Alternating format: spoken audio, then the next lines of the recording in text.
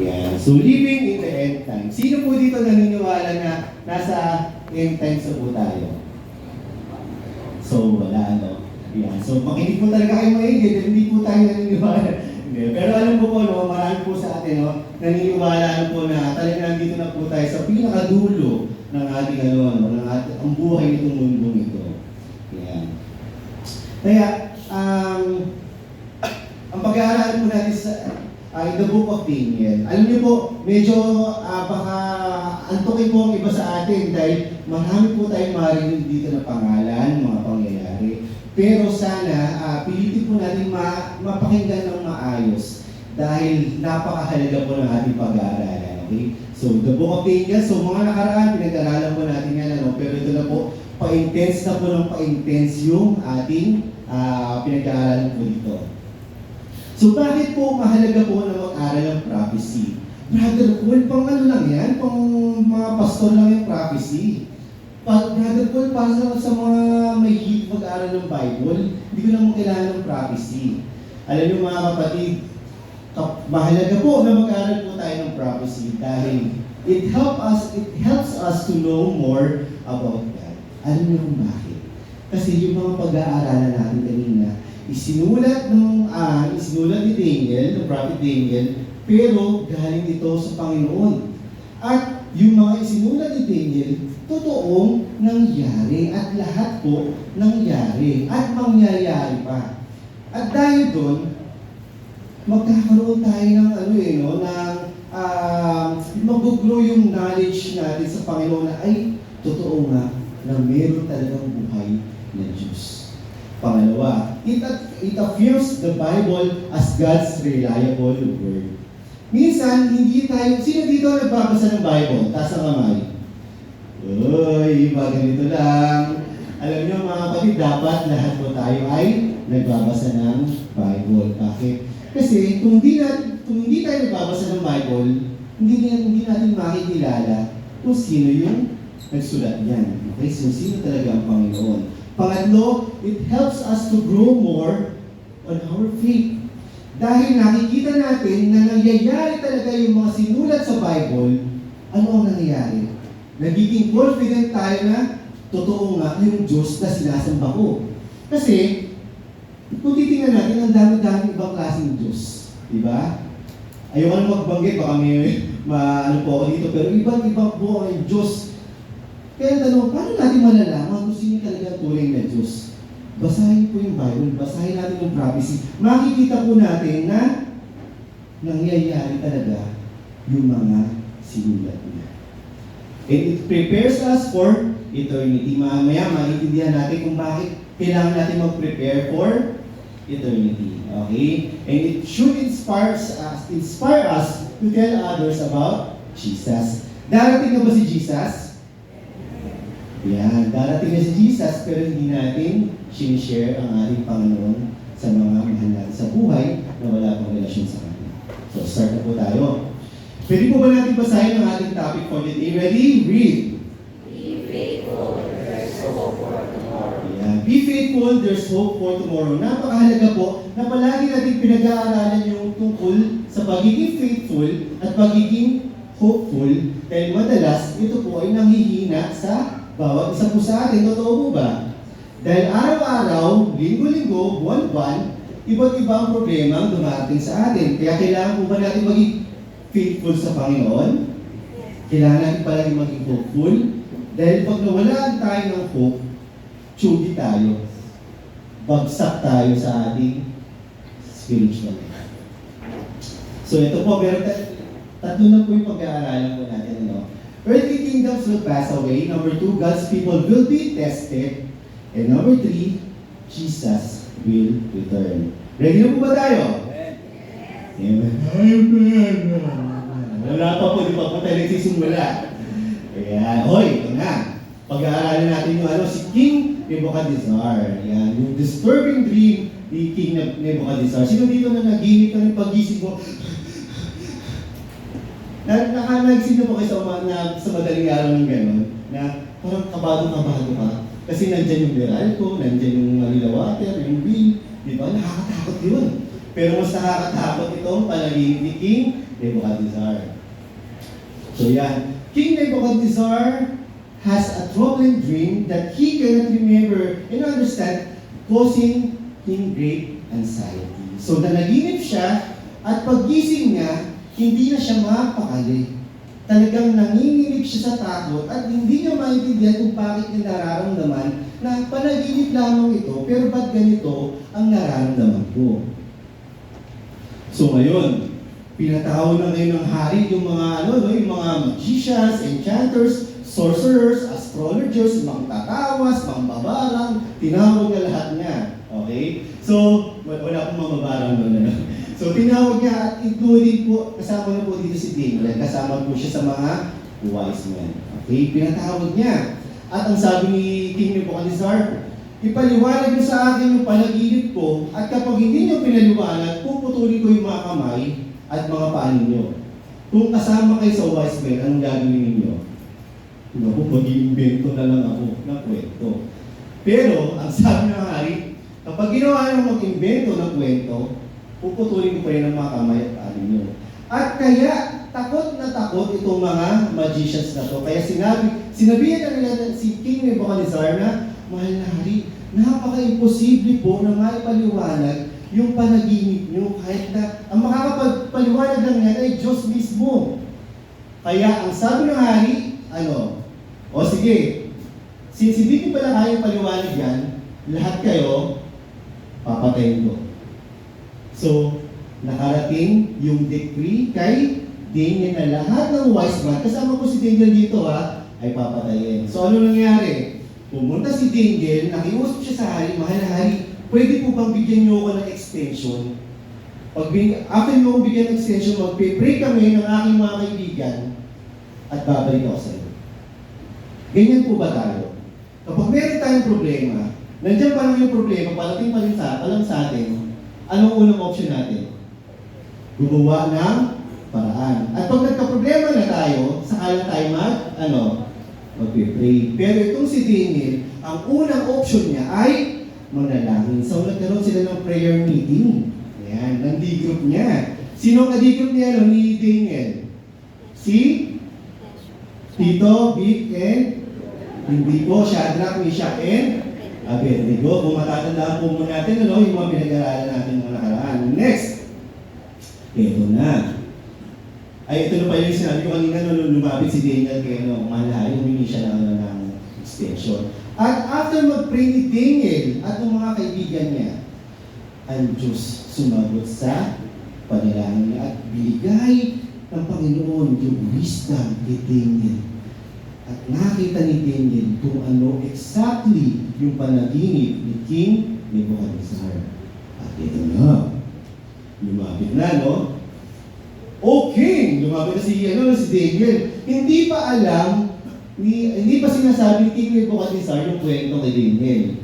Pero, inunahan na ni Daniel si King Nebuchadnezzar. Gising pa po ba? Ayan, gising pa po. Sabi ni Daniel, O King! O King, we're looking and behold, there was a single great statue. That statue which was large and of extraordinary splendor was standing in front of you, and its appearance was awesome. Ibig sabihin po ni Daniel dito, malaki, yung statue na po na nakita ninyo ay napakalaki, sa sobrang laki, nakakatakot po yung image na nakita ninyo. Siguro ano kayo nararamdaman na hari, tama yung sinasabi nito Hindi ko pa sinasabi sa kanya, alam niya na. At ito na, wait, there's more. May detalye pa. Alam niyo ba mga hari, na ang ulo niya, di ba, ay ginto. Yung kanyang mga braso ay silver. At ang kanyang belly ay bronze. At yung kanyang mga legs ay iron. At yung kanyang mga paa ay partly iron and clay. Mga kapatid, ito pong kinikwento po sa inyo, hindi po ito ordinaryo na story. Marami pong napakagandang story sa Bible. Pero ito pong story na to, kakaiba po. Bakit? Ito po ay totoong mga nangyari at mangyayari pa. Okay? So ito na. tinuloy ni Daniel yung yung storya. Alam niyo ba, mahal na hari, habang nakatingin kayo doon sa statwa, merong napakalaking bato na bumagsak doon sa statwa. At nasira yung tumama sa paa, at nasira yung buong statwa, at nagpulbos siya, mahal na hari, parang nilipad ng hangin at walang natira ni isa. Ano ang ibig sabihin ito? Dito na po tayo magtatapos. Let's close in prayer. Share, tuloy mo natin. Tuloy mo natin. Ayan, ito na. Pinaliwanag na ngayon bumagsak po ng malaking bato, naging napakalaking mountain na kitang-kita sa buong mundo. Okay, so tingnan natin kung ano ang significance or sinisimbolize itong mga part ng panaginip ni King Nebuchadnezzar. At ito na pinaliwanag na ni Daniel. Mahal na hari, ito ang ibig sabihin ng paliwanag ninyo. Ng panaginip ninyo. Sino dito nakapagpahula na? Uy, wow, mami na. Ay, Kuya Paul, kahapon lang. Yan. Siguro pero sa inyo nakapagpahula. Ako hinulaan po ako. Hindi po ako nagpahula. Kinuha lang yung kamay ko, binasa yung kamay. Yung guhit sa mga palet, ba't nangyari? Pero hindi po ako na-bless, natakot po ako. Sabi ko, anong klaseng spirito meron itong tao na to? Pero anyway, mahal na hari, alam niyo ba na tama, kayo po ay napakalakas makapangyarihan po kayo na hari. Kahit ng lahat ng mga tao, yung mga hayop, lahat sumusunod sa iyo. At you are the head of gold. Yan. Ano kaya ang naramdaman ng mahal na hari nung sinabihan siya na ikaw yung ginto na ulo? Ano kaya naramdaman niya? Ako yun. Yeah, parang nagkaroon siya na naging proud siya. Babalikan natin mamaya yung panaginip ni Nebuchadnezzar. So ito na ngayon, God's warning to Belshazzar, King Belshazzar. Si King Belshazzar, ano po siya, siguro parang kaapu-apuhan na po ito ni King Nebuchadnezzar. Yan. So, patay na po si Nebuchadnezzar nung itong storya na to. So, ngayon, ito si King Nebuchadnezzar, si King Belshazzar, masyado siyang maluho, mayabang, at masyadong pasikat. Kaya ano ang ginawa niya? Pinatawag niya yung mga kaibigan niya, lahat ng mga matataas ang posisyon, mag-party tayo! Yan, mag-party daw sila. At ngayon, nagkainan sila. At syempre, pasikat, di ba, pag inuman, di ba, minsan may mga pasikat na di ba, nagmamagic pa, di ba, kung ano-ano kwento. Lasing na kasi sila. So ito si Belshazzar, pinakuha niya yung mga gamit na ninakaw ng kanyang ng kanyang lolo na si King Nebuchadnezzar sa Jerusalem. Okay? Para hindi po kayo malito, Israel sinakop ng mga Babylonians. Okay? Nung sinakop sila ng mga Babylonians, naging alipin sila ng mga Babylonians. Ngayon, yung temple, di ba, kung matatandaan nyo, kung saan sumasamba yung mga Hudyo, sinira nila yun. At kinuha nila yung mga gamit. At ang ginawa ni Belshazzar, uminom sila gamit yung mga gamit na yun. Okay? At minamok nila ang ating Panginoon. Pati yung mga holy na mga bagay na yun, kinupot siya. Siguro nagkakawanan sila. Ay, naku, mas makapangyarihan nga itong Diyos na to, kaso lang nasa na sila. Diba? Ganun ang ginagawa nitong mga tao na to. And immediately, kasi ginagamit na yung mga gamit. And immediately, may lumabas na kamay. Yan. Hindi po ito kwento-kwento lang. Totoo po itong nangyari. May lumabas ng kamay at nagsulat sa pader. Yan. At syempre, imagine ninyo, lahat tayo habang nagpipreach ako dito, may lumabas na kamay. Anong magiging reaction ninyo? Yan, baka ako makabuling tumakbo dahil ako nandito. So, takot na takot lahat ng tao at hindi nila alam kung ano yung nakasulat dahil walang nakakaalam, hindi nila alam kung anong lingwahe.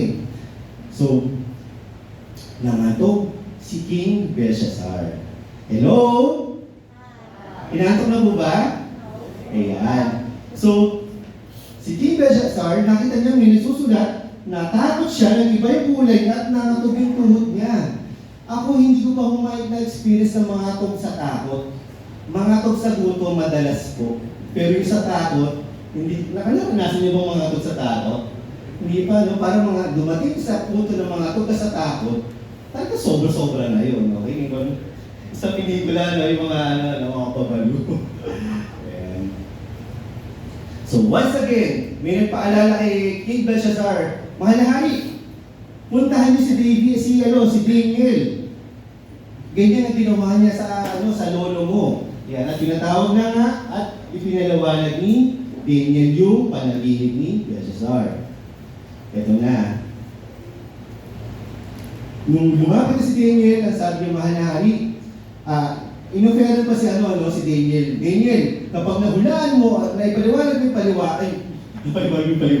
napaliwanag mo yung itong nakasulat na to, bibigyan kita ng maraming mga bagay, okay? Gagawin kita mayaman. Sabi ni Daniel, manali sa iyo na lang po yan, pero ipapaliwanag ko sa iyo yung sino nakasulat dito. Sabi to, many, God has numbered your kingdom's days, and matatapos na po ang kaharian ninyo.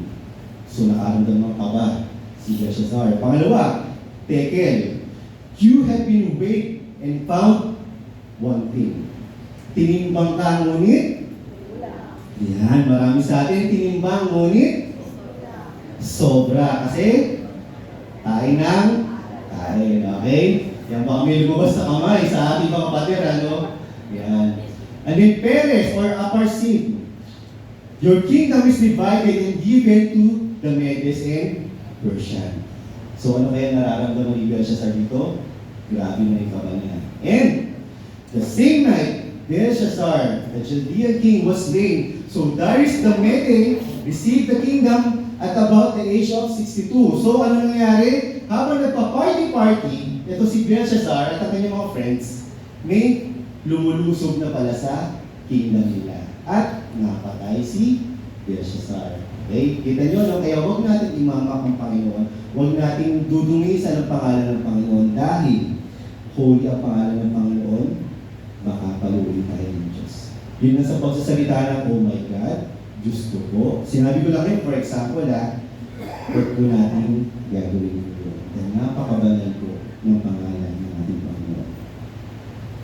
Ayun, so ito na. Yung head of gold, anong nation to? Anong kingdom? Babylonian Empire.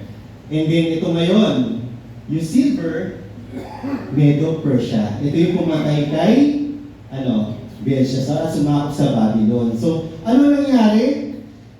From dun sa panaginip, totoo siyang nangyari. Okay, nakukuha po ba natin? Hindi lang siya ordinary story, di ba? Pinapakita lang ng Panginoon ng mga anak, ito ang mangyayari sa inyo. So next, ito naman, si Belshazzar ulit. Ito, di ba patay na siya sa chapter 5, doon sa binasa natin kanina. Dito sa chapter 8, pinapakita lang po dito yung kung ano yung napanaginipan before ni Belshazzar. So nanaginip naman si Belshazzar, no? Hindi ba siya nanaginip? Nakakita siya ng vision ng ram. Yan. Nakakita na ba kayo ng ram? Hindi yung alak ha. Ito yung ram. Okay? So, sabi dito, no? Meron daw dalawang sungay. Meron dalawang sungay yung ram. Yung isa, normal lang yung size. Okay? Yung isa, mas mahaba. Ano ang ibig sabihin po niyan? Ipapaliwanag ko po sa inyo para mapatunayan ko po sa inyo na ang buhay po ang Bible na totoo ang sinasabi ng Diyos at mangyayari ito. At nangyari na ito. Okay? Alam niyo ba, di ba dalawa yung sungay? Ito, yung Media o yung Medo. Ito yung Persia. Okay? Mas malaki ang Persia, mas maliit ang Media. Pero sila ay nagkaroon ng alliance. Okay? So yun yung nire-represent ng mga sungay niya. Okay? So ngayon, tuloy tayo sa vision, nakakita si Belshazzar ng goat, ng kambing na may mahabang sungay. Okay, yan. So ang ginawa nung goat, sinugod yung ram. at napatay yung ram. Ano kaya? Sino kaya yung goat? Ayan. Si Tanggol. Hindi si Tanggol. Ito na yan. Ito ang Medo-Persia, ito yung Greece, ito ba yung namatay? Ito yung namatay, ito yung pumatay. Okay? Ito na yun siya. Kilala niyo ba to? Alexander the Great. Totoo bang tao to? Totoo siya nag-exist? Ayan, kilala po yan. So ano nangyayari sa napapakinggan mo ngayon? Ay, mukhang totoo nga talaga sinasabi ng Bible. Alam niyo ito si Alexander the Great, siya lang naman po yung conqueror na short span of 13 years na conquer niya ang maraming kingdoms. Wala pa pong nakakagawa yun. Isa lang po siya na general na gumagawa po noon. Feeling heartbroken that there were no more worlds left for him to conquer. Lungkot na lungkot siya dahil wala na siyang masakop na iba pang mga kingdoms. At Alexander died at the young age of 32 due to severe fever. Ang daming kingdoms na sinakop, ang daming pinatay na tao. Saan siya namatay? Sa lagnat. Ayan. So, kita nyo, hinambol down siya. Pero may conspiracy po na nilason po siya. Pero conspiracy lang naman po yun. So, ngayon, ano na nangyari? Ang Medo-Persia, sinakop ang sagot, Kristo. Babylon, ang Greece, sinakop nila ang Medo-Persia. Okay. So ito yung bronze, no? Ito yung silver, ito yung gold. Ito naman tayo yung susunod, yung legs, yung leg part. Yan, ito naman. May vision na naman si Daniel. Kanina, vision ni Belshazzar, vision ni Nebuchadnezzar. Ito, si Daniel na mismo ang may vision na ito. Ito ngayon, merong nakita siyang yung ram. Iba lang yung tsura kanina, pero example lang naman to.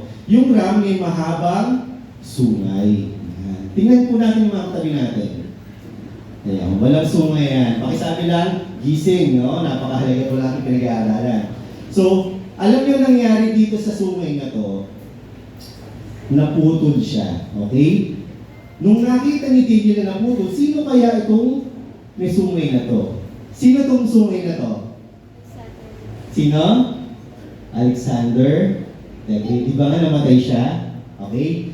Nung namatay si Alexander the Great, mayroong tumubong 4 na sungay. Okay? Vision to vision.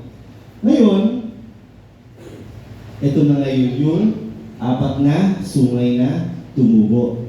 Si Cassander, Lysimachus, Seleucus, at Ptolemy. Yan. Yung mga may sa history, alam niyo yung mga yan. Kilala niyo yan. Pero, they were all eventually beaten by the Romans. So ngayon, ito na. Medo-Persia, tinalo ang Babylon. Yung Greece, tinalo ang Medo-Persia. And yung legs, yung mga Romans, tinalo ang Greece. Okay? Kasama yung 4 na generals. Ang tanong, ano kaya to? Tanungin ko kayo ulit nangyari na po ba to? Yes or no? Sa totoong buhay, nangyari na siya. Ito, nangyari na to? Yes. Nangyari na to? Ito, nangyari na? Nangyari na to, yung sa Rome, di ba? Ito, nangyari na, hindi pa. Hindi pa siya nangyayari dahil ito na po yung panahon natin ngayon. Uulitin ko, ito na po yung panahon natin ngayon. Kung ikukumpara siya sa ulo at sa buong katawan, ang liit lang po ng portion na to. Kaya mga kapatid, anong ibig sabihin po nito? Malapit na po dumating ang ating Panginoon. Kung malapit na pong dumating ang ating Panginoon, paano ka nabubuhay ngayon? Petis-petis pa rin ba? Hindi pa rin ba natin sineseryoso ang ating spiritual life? Hanggang ngayon wala ka pa rin ba D-group? Hanggang ngayon hindi ka pa rin nagdi-devotion? Hindi ka pa rin Hindi mo, wala ka na ginagawa para lumago spiritually. Kapatid, baka datnan tayo ng Panginoon na hindi tayo tapat sa Kanya. So ngayon, sa Daniel 7:2-3, pwede po bang pakibasa? Ready? Read.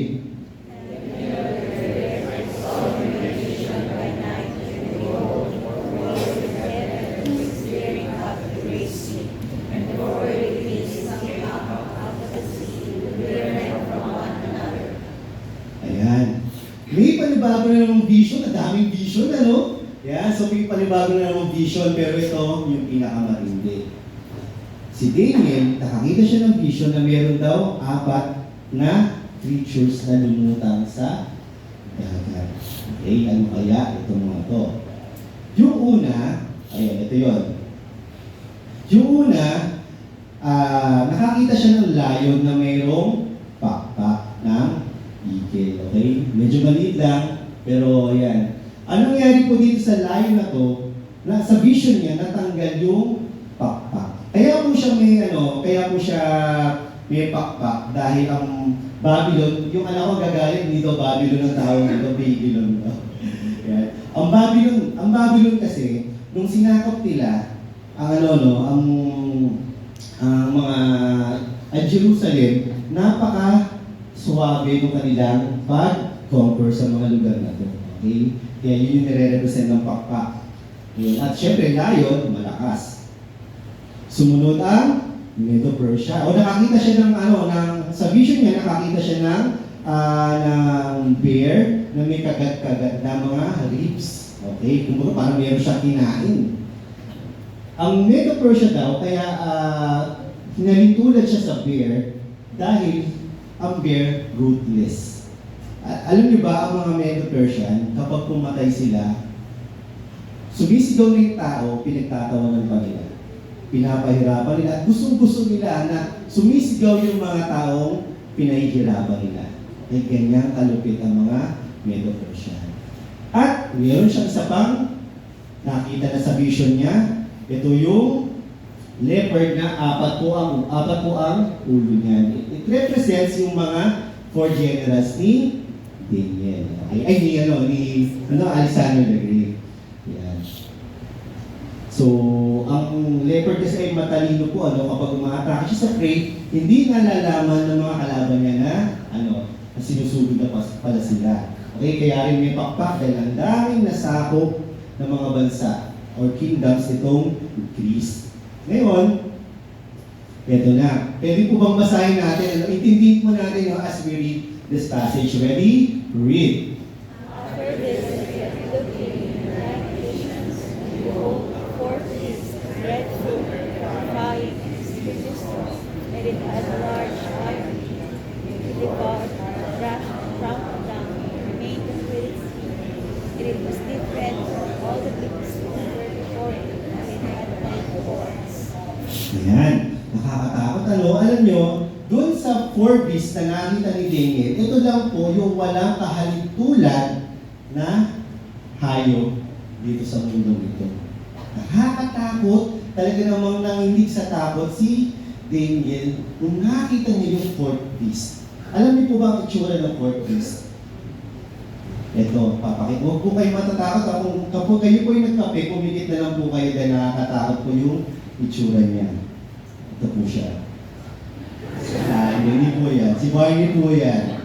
Wala po yung horn. Ito po yung 4th beast. Ang Rome. Pero, itong beast na nakita ni Daniel, hindi po ito yung Rome na tumalo sa mga, sa Greece. Okay? Itong 4th beast na to, ito po yung lalabas sa end times. Okay? Sa mga huling araw ng mundo ito. Brother Paul, tagal-tagal ko nang narinig yung end times. Hanggang ngayon, meron pa rin buhay pa rin tayo. Wait ka lang. Intahin mo lang. Sigurado po, kung nangyari po, yun nangyari sa pagsama sa Babylon, sa Medo-Persia, sa Greece, ganun din po na mangyayari ang katapusan dito sa mundo ito. O tinatawag na end times. Gising pa po ba? Yes. Ayan, hello? Hi! Hi! Hello? Balot? Penoy?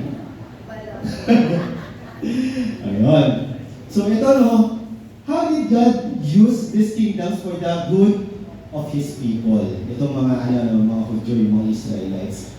Tataka ka, bakit pinahintulutan ng Panginoon na masakop itong mga anak niya? Mahal na mahal niya yung mga anak niya, pero nangyari itong mga bagay na ito. Okay? Natatanda natin yung mga Israelites, di ba matitigas sa ulo nila? Yeah. Para rin ba tayo mga Israelites, matigas na yung ulo natin? Amen! Brother Paul! Tigas ang ulo ko. Ayan. So, dahil matigas sa ulo nila, at talagang yung wrath ng Panginoon na puno na, naging captive sila ng Babylonian Empire. Pero, kahit malupit yung nangyari sa kanila, ito pala ang purpose ng Panginoon. Hinayaan ng Panginoon na maging exile sila ng mga ng Babylonian Empire dahil gusto ng Panginoon na ma-refine ang Israel. Di ba parang mga magulang, yung mga anak natin, kapag hinayaan mo lang na mabuhay sila sa araw-araw na hindi mo dinidisiplina, ano ang nangyayari? Nagkakaroon ng sungay. Tingnan niyo yung mga anak ninyo.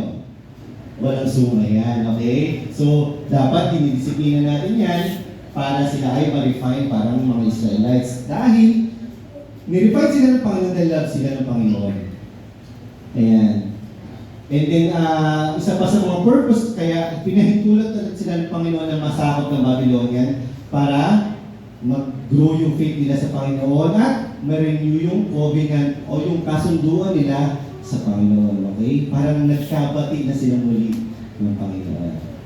Pangalawa, ang Medo-Persia, bakit pinahintulutan sila na masakop ng Medo-Persia? Dahil, di ba nga, sinira yung temple sa Jerusalem. Hindi na sila makapagsamba. Pero, pumayag si King Cyrus na ma-restore o ma-build ulit yung temple at sila ay nakapag-samba na. At sila ay nabalik na yung Jewish culture. Okay? Yung Jewish identity. Sumunod, yung Greece. Nung sinakop sila ng Greece, nagkaroon sila ng, before kasi, magkakaiba ng lingwahe. Okay? Isipin ninyo, tayo po lahat dito, magkakaiba po tayo ng lingwahe alam. At yun lang ang alam natin. Sa tingin nyo, tatakbo ba itong church na ito na maayos? Yes or no? No. No. Dahil, tapos iba naman, French ang so wala tayong patutunguhan yan. Kaya, nagkaroon ng universal language at ang salita noon ay, ang language is, hindi ko lang pronunciation nito yun. Koine Greek na lang, okay? Yan. Kaya kung makikita ninyo, sa New Testament, ang language po na ginamit is Greek. Okay? Ito po yung parang, sa panahon natin ngayon is English. Okay? So, yung Rome naman, nagkaroon ng Pax Romana. Okay? Doon pala sa kanina sa Greece, mas madaling na-spread yung salita ng Panginoon dahil iisa na lang ang lingwahe. Okay? Nagkaroon ng common language. Kaya mas madali, ginamit ng Panginoon yung common language niya para mas madaling ma-share ang gospel. Sa panahon natin ngayon, ang dali mo-share ng gospel dahil lahat tayo nagkakaintindihan, pero sana nagagamit mo natin yun. So, ito naman ang Rome. Ginamit ng Panginoon ng Rome. Ito, nagkaroon kasi ng Pax Romana. Ito po, ang Pax Romana, ito po yung yung kasunduan po na magkaroon ng kapayapaan sa nasasakupan ng Roman Empire. Kapag ikaw ay gumawa ng kasalanan, may sinaktan ka, o nagumit ka ng injustice, parusaan ka, matindi ang parusa. Okay? Kaya, mas madali mag-travel, mas safe ang pag-travel para makapag-share, mapalawak ang salita. So, magandang tayo sa number 2. Ay, magandang po number 2 pala. Mabilis na lang po ito. God's people will be tested. So, kanina nakita natin yung mangyayari. Ngayon, makikita naman natin ngayon yung konting detalye, kasi ito po ipapaliwanag sa mga susunod na preaching. Konting detalye na po sa mangyayari sa end times. Okay? Alam niyo po ba yung tribulation period? Grabe mo, nahirap na nga yung brother po, tribulation period. Ang tribulation period po, ito po yung ito po yung huling mga araw ng ating mundo. 7 years po ito. Hindi ko po ito i-detalye dahil napakarami pong information po dito. Pero pahapyaw lang po. 7 years po na magkakaroon po ng tribulation. Ano yung ibig sabihin ng tribulation? Ang tribulation po ay, ang ganda po ng meaning niya, paghihirap. Okay? At meron pang nakalagay dito, great. So, great tribulation. Gusto niyo ba pong mabuhay dito? Abutan to? Matinding paghihirap. At kapag Bible po nagsabi niyan, talaga namang seryoso na ganyan talaga exact yung mangyayari. Tingnan natin. Tribulation saints, baka lang hindi nyo alam no, sa pag narinig nyo no, sa mga preaching, tribulation saints, ito yung mga Kristiyano na dadaan sa ganitong paghihirap. Okay? Ayan. So hindi ko na po binasa. And ito na lang po. May vision po si si Apostle John na nakakita siya ng mga tao na naka-white robes. Okay? Tinanong niya sa elder sa siguro sa langit po ito tinanong niya, "Sir, ano ba itong mga to? Sino ba itong mga naka-white robe na to?" Ito yung mga tao na dumanas. Ito yan These are the ones coming out of the great tribulation. Ito yung mga Kristiyano na dumaan sa matinding paghihirap. Pero pinili nila ang Panginoon, kaya sila nandito sa mamaya makikita natin bakit. So ito konting silip lang sa mga mangyayari sa mga huling araw. Ready na po ba kayo? Inaantok na po ba? Yan. So ito na. Simulan natin. Natural disasters and cosmic signs, magkakaroon ng matinding lindol. Alam niyo po yung mga lindol ngayon, baby pa lang po yan. Baby pa lang po yung mga lindol ngayon. Yung mangyayaring lindol sa tribulation, sa end times, talaga namang ultimo yung mga lupa maghihiwa-hiwalay at yung mga bansa maghihiwa-hiwalay sa lakas ng lindol. At magkakaroon ng famines, yung tatlo yun, pestes, mga maraming peste. Yan. At imagine niyo itong araw, didilim, magiging itim, yung buwan ay magiging kulay dugo, yung stars ay babagsak. Pero, ito po yung maaaring figure of speech o maaaring literal. Okay, dahil hindi po nireveal sa atin ng Bible. Pero, may nagsasabi po, dito na lang po sa stars falling. Hindi daw po ito literal ng mga bituin. Kasi ang laki po ng bituin. Isang bagsak lang po niyan dito, tapos po ang mundo natin. Malamang daw po, itong mga stars na nalalaglag po na to ay mga rockets. Mga nuclear bombs. Imagine nyo na wala kang pupuntahan kapag yan ang nagbabagsakan sa mundo natin, sa bansa natin. At ang liit pa ng bansa natin. Ano pa? Magkakaroon ng plagues and disasters, so matutuyo po ang mga tubig, yung mga ilog. Okay? At dahil sa sobrang init na mararanasan po natin. At syempre, 1/3 daw po ng Earth's population ay mamamatay. Imagine nyo, naglalakad ka. Ngayon, pagkakakita ka ng patay, ano mangyayari? Tawag ka kagad sa pulis. Pero ngayon, sa panahon na yan, kapag nakakita ka ng patay, normal na lang po yan. Okay? Okay pa po tayo? Ayan. Gusto niyo po na kung maabutan to? Okay? Hindi po natin masasabi. Gusto man natin o hindi, kapag dumating ang Panginoon, pwede natin banasin ito. Ayan. So, magkaroon daw ng widespread of lawlessness. So, ito po yung mga tao, hindi na nakikinig sa gobyerno, hindi na natatakot, kaya ang dali ng pumatay, ang dali ng mga rape, ang dali ng magnakaw. Yung mga magkakamag-anak, mag-aaway-away, ayan, tapos lalabas ng mga false prophets, mga false messiah, magkakaroon ng mas matindi ang persecution sa mga Kristiyano. Mamaya malalaman nyo kung bakit. At corruption, naiinis tayo sa gobyerno minsan, di ba? Pero mas lalo na po sa panahon na yan. Okay? Grabe ang self-centeredness. At ito ang gera, at syempre pag nagkaroon ng gera, magiging mahal ang bilihin. Alam niyo po ba, sa panahon daw na yan, ultimo isang gatang na bigas, talagang paghihirapan mo sa sobrang mahal. Okay?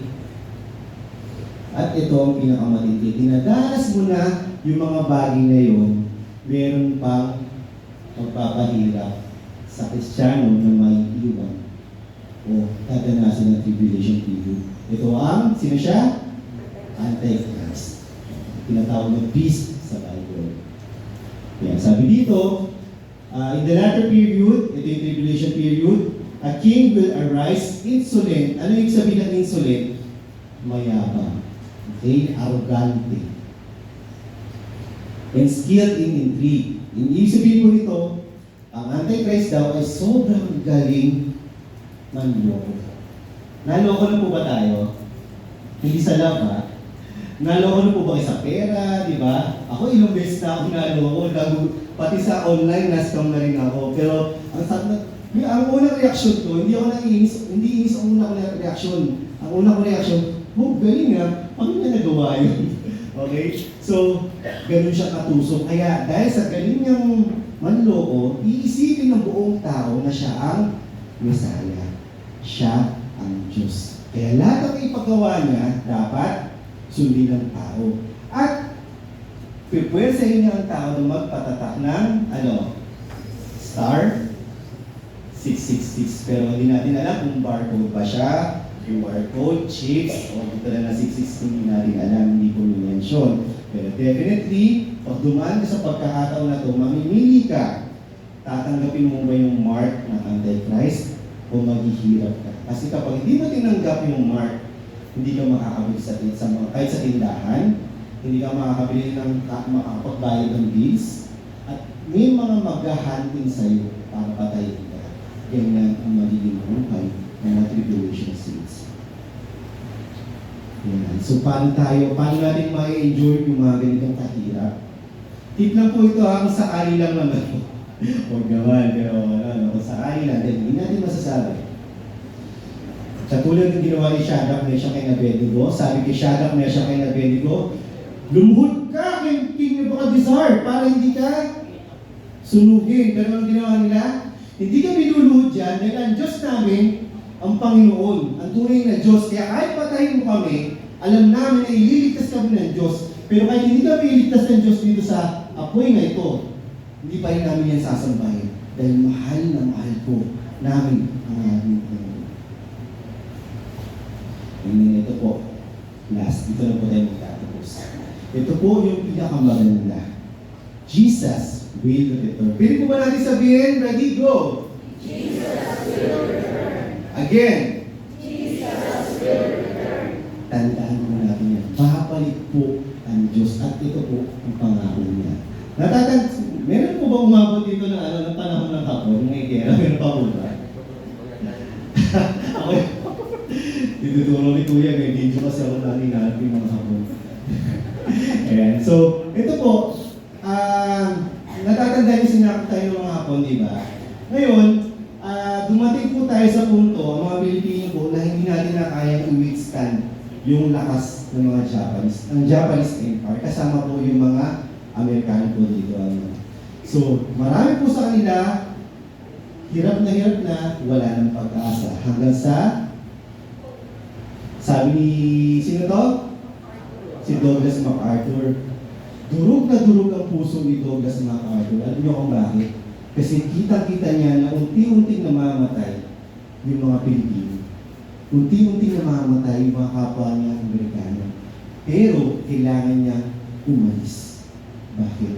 Kailangan niya plano ni Douglas MacArthur para malusog nila ng maayos, makomfort, at masigurado nila ang panalo laban dito sa mga hapon. Durog ng puso niya habang siya ay umaayos. Pero ano yung famous line ni Douglas MacArthur? Ano daw? Meron bang isa pang nagsabi nun? Sinabi ng Panginoon na babalik para sa mga anak. Ang tanong, kasama ba sa anak ng Panginoon? Ito, ang ganda po nito, People of the Philippines, I have returned. Bumalik na po siya. Ini-encourage siya na yung mga tao. By the grace of Almighty God, our forces stand again on Philippine soil. Soil consecrated in the blood of our two peoples. We have come, dedicated and committed to the task of destroying every vestige of any control over your daily lives. The hour of your redemption is here. At ano nangyari? Maraming mga Pilipino ang namatay kakahintay kay, kasi dumanas po sila ng death march. At isa po ito sa pinakamalungkot na nangyari po sa Pilipinas. Marami po naglalakad sa death march, iniisip na sana dumating na si MacArthur, pero hindi dumating. Pero may mga ilan na naghintay, hindi na wala ng hope at naabutan nila si MacArthur. Ganyan na ganyan din po ang mangyayari po sa bawat Kristiyano na nag-aantay sa ating Panginoon. Mataas na mga bilihin, problema sa pamilya, problema sa trabaho, problema sa mga bayarin, problema sa sakit, problema sa pera. At ang lahat ng ito ay hindi nauubos at paulit-ulit lang na nangyayari, paulit-ulit natin nararanasan. At ang tanong, pagod ka na ba? Sino dito ang pagod na sa buhay? Sino dito ang nakakaranas palagi na, Lord, pwede po bang dumating ka na? Hindi ko na kaya yung problema, hindi ko na kaya itong mga nararamdaman ko. Sabi dito sa Isaiah 40:31, at dito na po tayo magtatapos. But they who wait for the Lord shall renew their strength. They shall mount up with wings like eagles. They shall run and not be weary. They shall walk and not faint. Alam niyo po ang konteksto nito. Habang sinusulat po ni Isaiah po ito, sila po ay under captives ng Babylonian Empire. At itong mga Israelites ito, kitang-kita nila sa harapan nila na pinapatay ang kanilang mga anak, pinapatay ang kanilang pamilya, pinahihirapan at payat sila sa sobrang gutom dahil pinahihirapan sila ng mga tao ito. Pero, binigyan sila ng Panginoon ng salita na, anak, maghintay ka. Darating at darating. Kaya kung nawawalan kayo ng pag-asa, darating ang Panginoon. Pero kapatid, kung ikaw, wala kang Kristo sa puso, didiretso rin na kita, wala kang pag-asa. Wala kang pag-asa dahil ang pag-asa lang nagmumula kay Kristo. Tapos wala kang Kristo sa puso mo. Sino ang hinihintay mo? Ang hinihintay mo lang na matapos ang buhay mo. Pero pag natapos ang buhay mo, ano ang naghihintay sa'yo? Doon, pag napunta tayo sa impyerno, wala kang naghihintay na kahit ano dahil ang impyerno ang lugar na walang pag-asa.